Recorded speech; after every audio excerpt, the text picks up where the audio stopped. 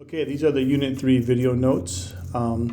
As always, these are not an all-encompassing notes. They are just provided to allow a student to obtain the basic information and get the notes filled in. The best way to get all of the notes is to be in class as we cover them. So, we start off this unit with the discovery of the periodic table by a man named Dmitry Mendeleev. He was around in the 1800s, late 1800s. What he's kind of famous for is arranging the periodic table for the very first time into 65 elements that were arranged by atomic mass. Now, the most interesting thing about what he did was that he actually left space for future elements that weren't discovered yet. So he was able to determine that things would be discovered in the future or predict the eventual discovery of them. Okay? Here's his actual table, and we can see that right here. There's elements he has written in several places that don't have a name, but he said they're going to exist. And if you look at our modern periodic table, these align with scandium, germanium, and gallium. So he did a good job of predicting that. From this, we now had the first kind of insight that the table was more, or the elements were more than just random elements, that they had a pattern to them.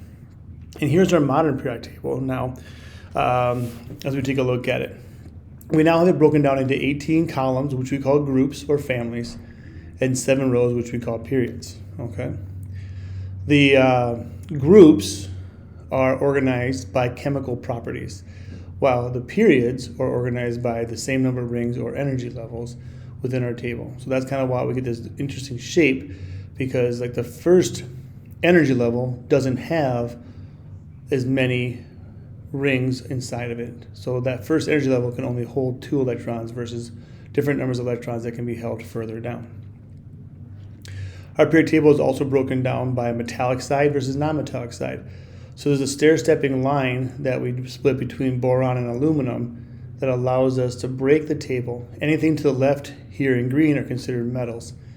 Anything up here in orange are considered non-metals. And then those elements that sit right on the line have properties of both, and we call those metalloids. If we take a look at some comparisons between the metals, metalloids, and non-metals, we see that metals tend to be good conductors, while non-metals are poor conductors of both heat and electricity. Metalloids are semiconductors, which means that they can partially conduct. Metals can be shaped or made into a wire, which the terms we use are malleable and ductile, while non-metals tend to crack easily under stress, which we use the term brittle.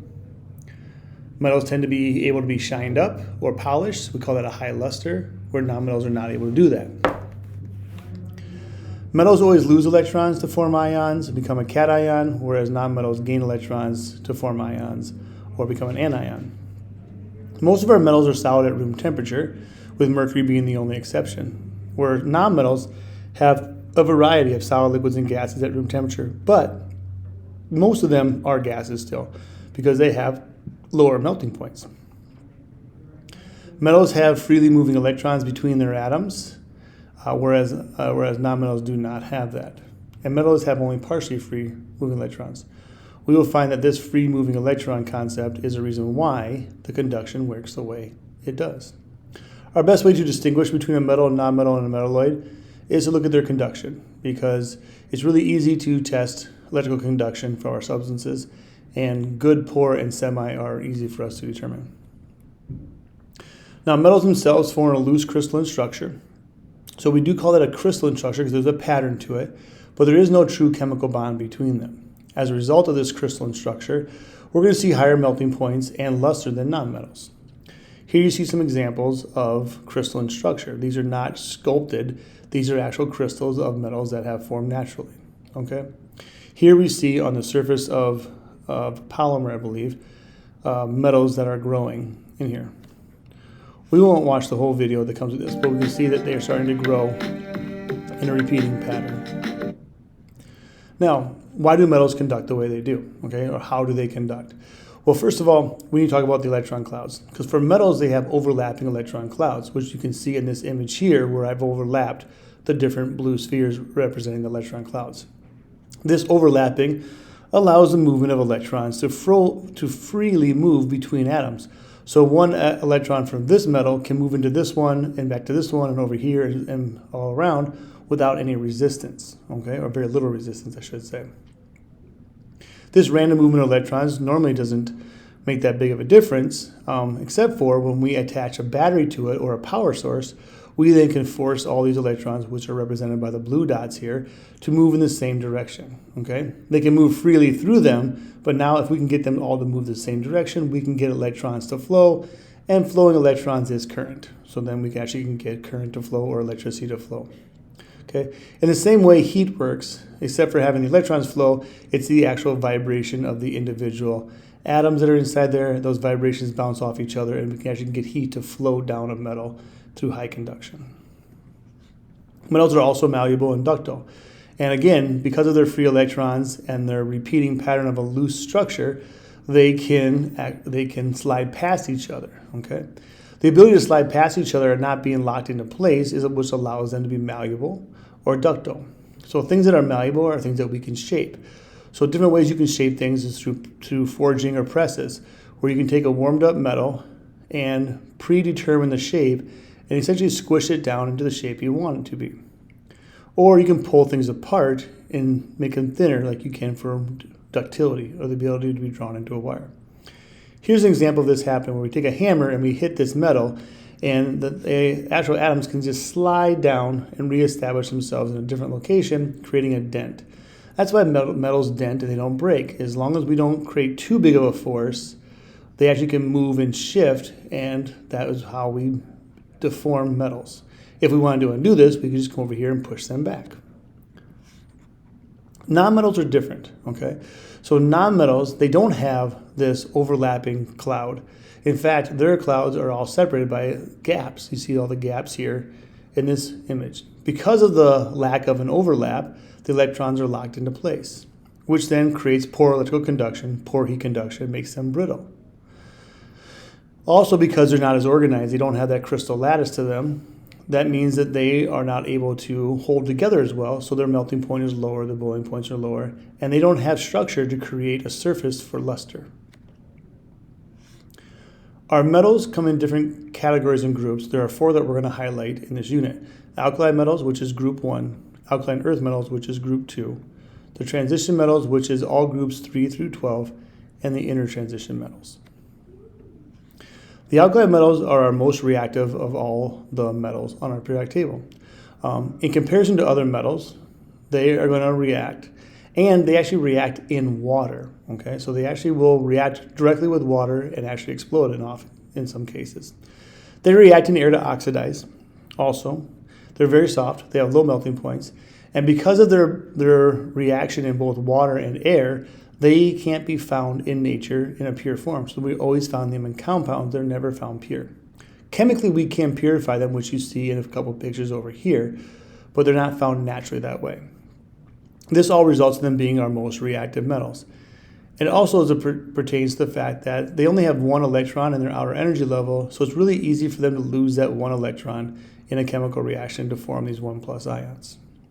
One thing to note is that the alkali metals do not include hydrogen. So make sure when you look at this that you ignore or exclude hydrogen from that list.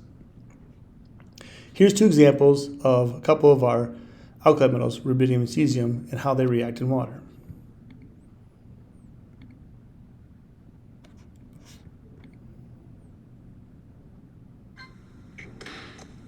That was rubidium. Let's see that again.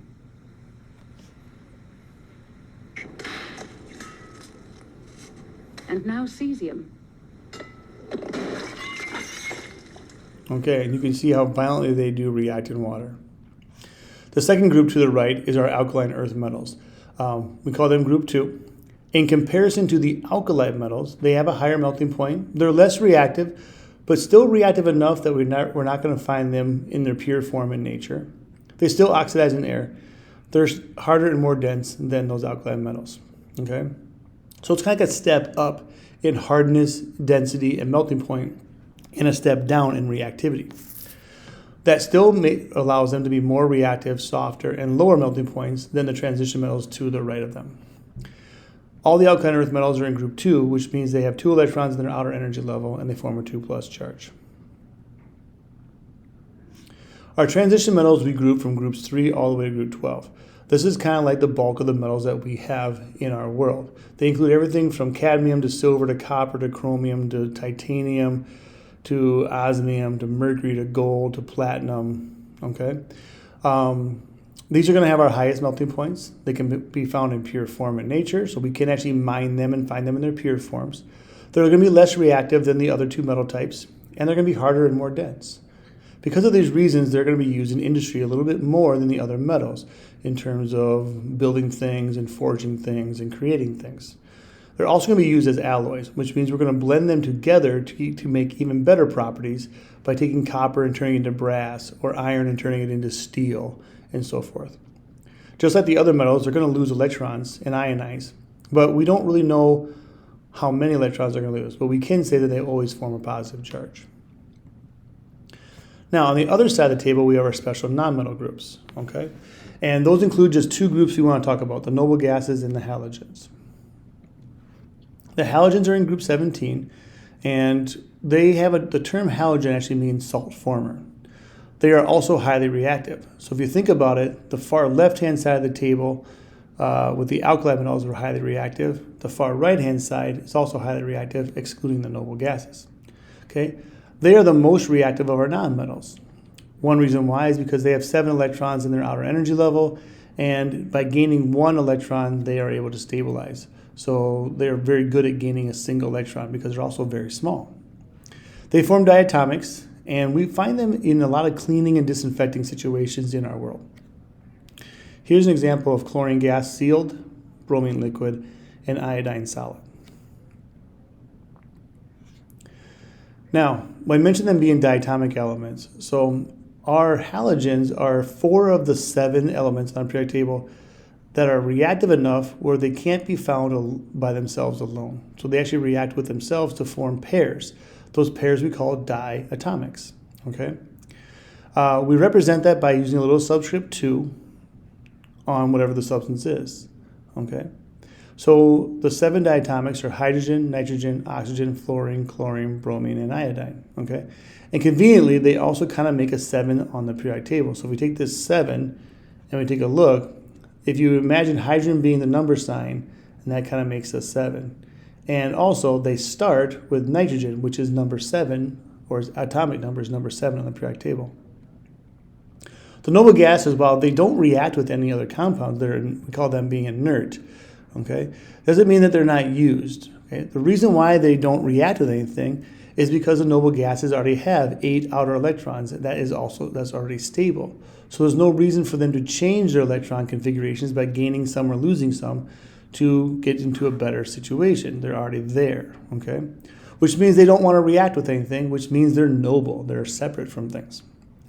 We still use them in lots of different industrial uses. We use argon to replace oxygen in things where we don't want oxygen around, because sometimes oxygen can be a contaminant or cause explosions or cause issues. We use it in industrial lighting, even like fancy like advertising lighting also. And then some of the lower noble gases like krypton and xenon are used as gases within refrigerating systems. Okay, so we still use them in lots of places, but we just don't use them in chemical bonding type of stuff. Now, we mentioned before alloys. Alloys are a physical mixing or a blending of 2 or more metals, okay? This creates a blend of properties. It does not create something brand new. So some examples of alloys that we might be familiar with: brass, which combines copper and zinc; bronze, which combines copper and tin; steel, which combines iron and carbon; and 7000 aluminum, which combines aluminum and zinc. You'll notice that aluminum alloys, there are many, many, many of them, so they always have a number with them to tell you which type of alloy it is. So here's a look at 3 different types of alloys. We have pure metals, which are all the same. And then we have some alloys which fit in the cracks, so the spaces between the original metal. And sometimes they actually completely replace them. So if they're in between, we call them interstitial. If they actually substitute and replace something, we call that substitutional. Now, alloys create some sort of specific purpose for that manufacturer. So for example, gold is an alloy. Gold comes from everything from 18 karat to 14 karat down to 10 karat gold, okay? And if we take a look, there is different versions of these versions of gold, okay? So this is 14 karat normal gold. Here's 14 karat gold with nickel as its alloy. So you see the difference in color, okay? Here's 14 karat gold with palladium inside of it. Again, a little bit different in sheen. So visually, these are going to be different, but they're also going to have a difference in hardness and other things too, okay? Here's actually kind of a scale of pure gold to copper to silver, which are the most common things you alloy with gold, and what colors you can kind of get out of them. So if you had pure gold, it would look like this. If you start to add silver, it gets more yellow. If you had this amount of silver, it gets more kind of greenish. But if you slide over here and put a little copper in, it gets more yellow. And then we can get all the way down to kind of a white gold in terms of how much percentage of that is silver, okay? So metallurgists mess with these percentages to get what they want. Okay, for gold, it's often about how hard it is, what they want to make it into, and the color they're looking for.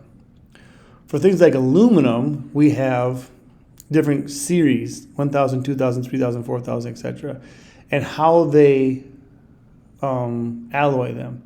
And they're looking for features here. So copper alloyed with aluminum, 2000 series, will increase its strength. If you use manganese, you now have aluminum that can be used in the food industry. So you can have like tables and chairs and like countertops made out of it. Silicone will reduce that melting point. Magnesium will create a higher corrosion resistance, so we can use it in an environment that might otherwise cause rusting or corrosion. Okay. If you have magnesium and silicone, you can get a response to heat better. And then 7,000, when they just use zinc, it makes it much stronger. Okay.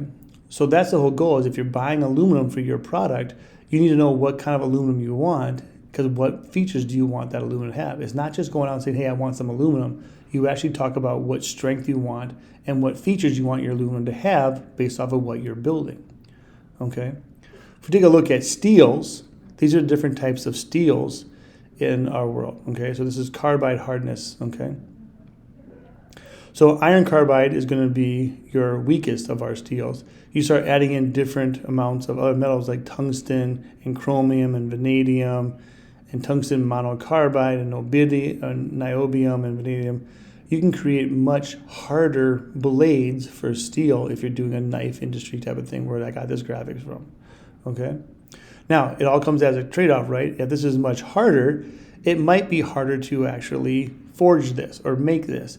It might make it more brittle. It might make it so it dulls easier. It might make it so it doesn't dull as easy at all. So keep in mind that all these things come at a compromise, because you're not chemically changing it. You're just creating a better product by mixing the alloys together. Okay? Now, moving on to this idea of size. We mentioned it before, but we actually can measure the size of different atoms based off of something called X-ray crystallography. Okay, and what we do is we basically take something that's similar to a normal X-ray, but a little bit fancier, and we beam it at elements that are in compounds, and they bounce off the nuclei of those things. So then what we do is we measure the distance between the two nuclei, and then once you start comparing every compound that we know, we can get a really good picture of how far apart these are. So the distance between two nuclei of, let's say, a hydrogen molecule versus a magnesium oxide atom or molecule is kind of how we do that, okay?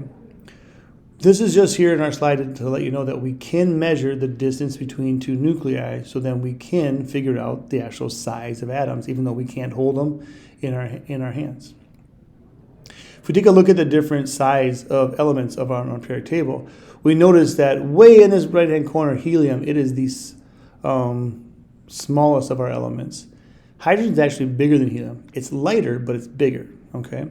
And we notice as we go down the table, they keep getting bigger and bigger and bigger, okay? Even over here, as we go down the table, it gets bigger and bigger and bigger.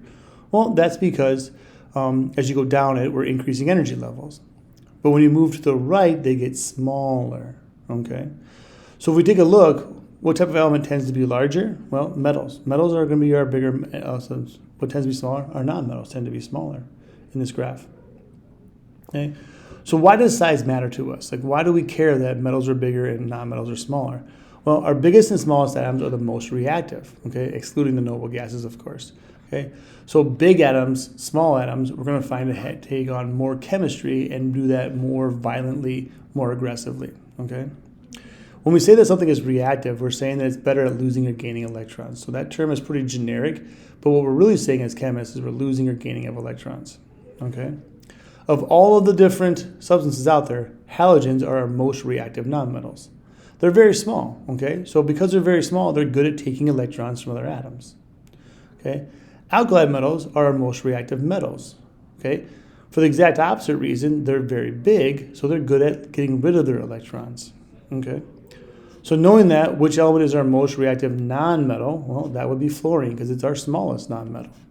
Which element is our most reactive metal? Well, that would be francium, because it is our biggest of our metals. We also can kind of track something called electronegativity, which is the ability of an atom to gain and hold electrons when they do transfer electrons, okay?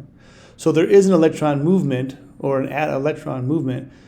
Which elements are good at getting them and which elements are not very good at getting them? It's a 0 to 4 scale, 4 being the highest. There's no label to this one, it's just a ranking system. It's kind of like your GPA, okay? If you're going to gain an electron, you need to be small and unstable, okay? So if we take a look at that idea for looking for the smallest atoms that are unstable, which ones would be the best ones at gaining electrons? Well, noble gases are small, but they're stable. The halogens are small, but unstable. So things in this corner are going to be the things that are good at gaining electrons. So those are our nonmetals, okay? What elements would be bad at gaining electrons? Well, they'd be the big ones in the other side. So those would be our metals, okay? So things that are nonmetals tend to be more electronegative or better at gaining electrons, okay? Here's a look at the actual trend. We see how the very biggest elements down here are the worst at gaining electrons, and they go up and they get much better as we get into the nonmetals. It's very distinct, the breaking point on here, if you actually take a look, what's going on here. So that's another reason why we break metals and nonmetals is their ability to gain electrons, okay? Fluorine, of course, is our best. Francium is our worst of doing this. So let's draw some conclusions from this. We know that groups 15 to 17, which are our nonmetals, gain electrons to form anions with a negative charge. So why do they do that? Well, they're small.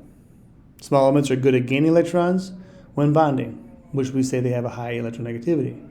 Nonmetals are small. So nonmetals are really good at gaining electrons because they are small.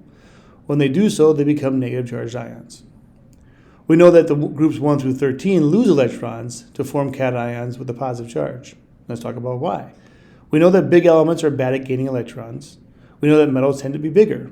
Okay, so if big elements are bad at it and metals tend to be big, that means metals won't gain electrons. Instead of gaining electrons, they're going to lose their electrons when they are big. And when they lose their electrons, they become positively charged ions.